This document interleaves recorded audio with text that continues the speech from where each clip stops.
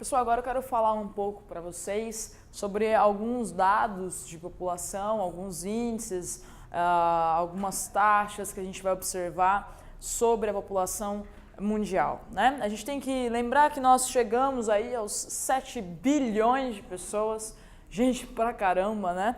Isso foi uma exponencial, depois que a gente atingiu o primeiro milhão, primeiro 1 bilhão, 2 bilhões, aí de repente vem exponencial até os 7 bilhões e pretendemos, ou os dados nos mostram, que em breve chegaremos aos 9 bilhões de pessoas. Obviamente, você pode estar pensando assim, professora, mas as taxas de natalidade têm caído, né? As pessoas estão tendo menos filhos, como que a gente vai chegar aos 9 bilhões? Pensa bem, pensa na China. Se cada chinês tiver um filho, já é muita gente. Percebeu? Porque já está em muita gente, então agora, mesmo com a taxa baixa, eu tenho, em termos gerais, né, esse número gigantesco, que estão distribuídos de forma diferente, né? Nós temos aí 62% da população mundial na Ásia, tudo bem? Então aí é onde temos aí, então, a maior parte das pessoas do mundo. 15,5% no continente africano, né, nos 55 países, 0,5% na Oceania, um pouquinho a gente lá, né, até porque um monte de ilha e tal, 11% na América do Norte, Central e do Sul e 11% na Europa, tudo bem? Totalizando aí os 7 bilhões de pessoas. Então, atenção para esse dado aqui sobre a Ásia, tá? A gente precisa também entender algumas coisas relativas a isso, essa espacialização da população. Né? A população em termos absolutos é o total de habitantes, então 7 bilhões ou os mais de 200 milhões de pessoas no Brasil, por exemplo. Né? Então, a população absoluta é o número total de habitantes. Isso quer dizer que se um país ele tem muita gente, independente da sua área, independente do seu espaço, se ele tem muita gente relativa aos outros, ele é um país populoso, tudo bem? População absoluta me dá o conceito de populoso. Já a população relativa, então é a população relativa a alguma coisa. Que coisa é essa, Aline? Essa coisa é a área, tudo bem? Então eu pego a população absoluta e divido pela área em quilômetros quadrados. Essas fórmulas todas é só pra gente entender o conceito, tá? Não vai cair pra você calcular isso na prova, a não ser que seja na prova de matemática do Enem, não na prova de geografia. A gente espera, no caso, né? Isso me dá a densidade populacional, ou seja, a quantidade de pessoas no espaço. Se eu tiver uma sala de 2 salas de aula, exatamente do mesmo tamanho, e numa eu tenho 5 alunos e na outra eu tenho 20 alunos, você percebe que a densidade é diferente aí, no sentido de que eu tenho mais pessoas no mesmo espaço, então uma densidade maior na sala de 20.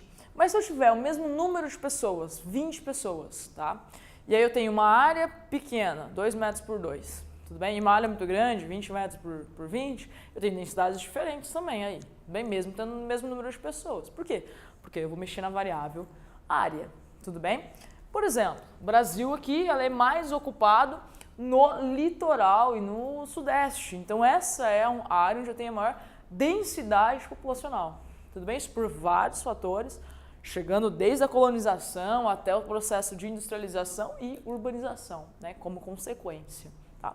É por isso que a gente vai dizer que o Brasil é um país populoso, ou seja, tem uma população absoluta alta, porém pouco povoado, porque olha o tamanho da área do país para a quantidade de habitantes. Então eu tenho uma área muito grande, portanto ele é pouco povoado, tem uma densidade demográfica muito baixa. Tudo bem? São alguns conceitos aí que a gente precisa ficar atento, cai muito e é fácil, né? Não é uma coisa muito difícil.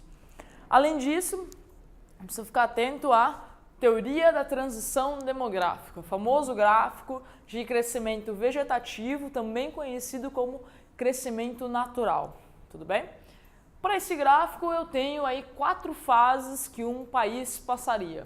A fase número 1, onde eu tenho uma alta taxa de natalidade, aqui em verde, ou seja, o número de nascimentos pelo total de habitantes vezes 1000, o que quer dizer? O total, ou a taxa, tudo bem, que eu tenho a cada 1000 habitantes. Então eu tenho uma alta taxa de natalidade e uma alta taxa de mortalidade. O que é mortalidade? Número de óbitos por total de habitantes vezes 1000.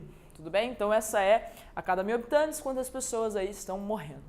Nessa primeira fase, se eu tenho as duas taxas muito altas, logo o crescimento vegetativo, o crescimento natural desse lugar é baixo, tudo bem? Países subdesenvolvidos. Eu ainda tenho países nessa fase, tudo bem? Sobretudo no continente africano, tá? Por todo o contexto exploratório histórico dessa região, tá? Depois a primeira taxa a cair é a taxa, então esse espaço aqui, ó, é o crescimento vegetativo.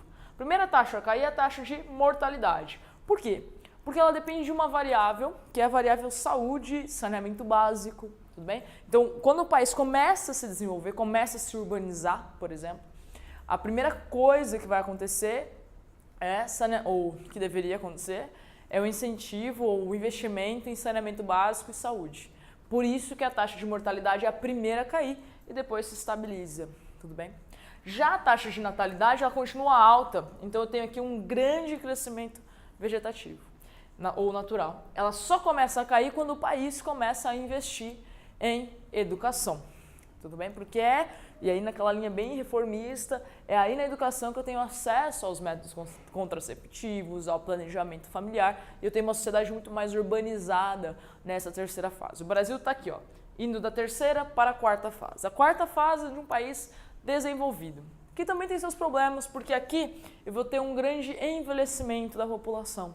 Então eu tenho uma população que vive mais, tudo bem, e que nasce menos. Então a população economicamente ativa lá é baixa. Esse é um problema que a Europa vive e que deveria enxergar os refugiados como uma solução para esse problema. Entretanto, está demorando para ver isso, né? Para notar que, longe de ser um malefício, os refugiados são um benefício para a própria Europa. A Europa precisa deles, tudo bem? Bom, além disso, então falando de população economicamente ativa, eu preciso pensar nessa população, né? População em idade ativa no Brasil é a partir de 15 anos. Então, um conceito muito amplo. Todo mundo que pode trabalhar. Não que está procurando emprego ou não está procurando emprego ou que está estudando. Não. Todo mundo que tem idade para trabalhar. A partir de 15 anos, então, no nosso país, como jovem aprendiz e tal. Dentro desse conceito, então, dentro dessas pessoas que têm idade para trabalhar, eu tenho a população economicamente ativa, que não é só quem trabalha, são as pessoas ocupadas, ou seja, que estão trabalhando, esse é o termo, tudo bem? Ou desocupadas, que são as pessoas que estão desempregadas, porém estão procurando emprego. Então, dentro deste, tenho idade para trabalhar. Aqui eu incluo estudantes aqui fora, tudo bem? Tem todo mundo aqui, ó.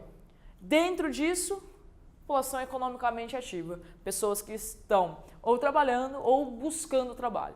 E essa população economicamente ativa se divide aí no setor primário, ou seja, extrativismo e agropecuária, no setor secundário, ou seja, na indústria e construção civil, e no setor terciário, que é o setor de comércio e serviços. Bom, pessoal, dessas taxas todas, era isso o que eu tinha para falar para vocês.